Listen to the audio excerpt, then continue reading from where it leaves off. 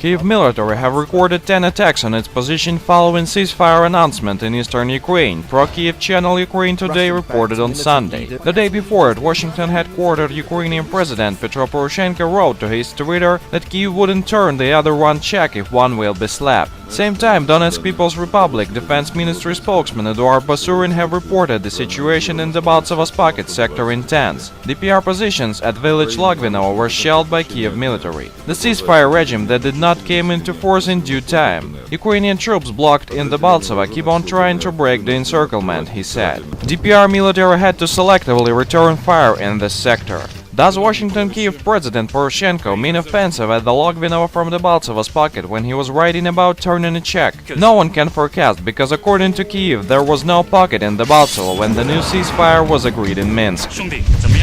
However, a ceasefire that came into force midnight in eastern Ukraine is being observed in general, France and Germany declared in a joint statement. The statement was published after President François Hollande and Chancellor Angela Merkel held a telephone conversation with President Vladimir Putin and President Petro Poroshenko. Also, Donetsk officials say they will withdraw heavy weapons in accord with the timeline set by the Minsk deal. We remember, during the EU summit in Brussels on February 12, German Chancellor Angela Merkel said the full respect of the planned weekend ceasefire in eastern Ukraine will be essential before there could be a change in the sanctions regime imposed on Moscow. Seems Merkel talks about peace in Donbass doesn't prevent her from support for Kiev government, which started this war last year.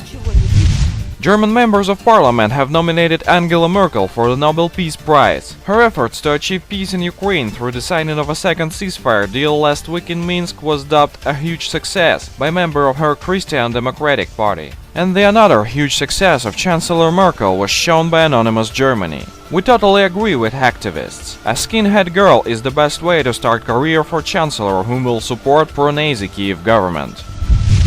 The authorities from the Donetsk and Lugansk People's Republics will stand by non-military alliances for Ukraine or otherwise void the Minsk agreement, according to a joint statement by the republic's representatives of the negotiations published Monday. Any movement of Kiev toward NATO or any other anti-Russian military alliance is unacceptable for us. Should this happen, we will immediately break our joint actions with Kiev and will consider the Minsk agreement null and void, the statement read. Daniel Farasi, director of the Grassroots political consultant from Washington, thinks that the United States and the Western military alliance NATO are seeking to lead a proxy war against Russia across mainly Russian-speaking regions of the troubled eastern Ukraine, and the republics of Donbass agree with him. We thank our information partners for help with spreading this video news. Subscribe to our channel to receive up-to-date information on the situation in Ukraine and current geopolitical events in Europe.